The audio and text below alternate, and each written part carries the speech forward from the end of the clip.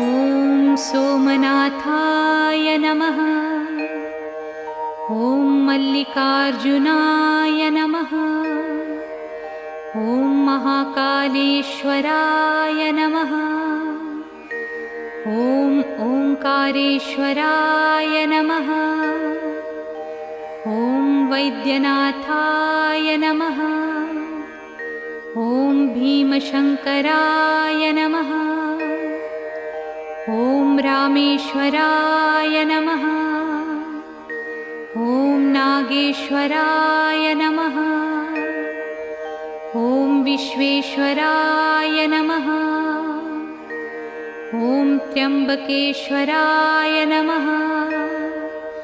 ॐ केदारेश्वराय नमः। ॐ भुस्मेश्वराय नमः।